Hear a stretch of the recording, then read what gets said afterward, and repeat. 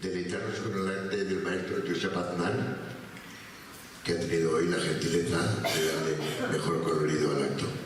Con ustedes, el maestro Aznar.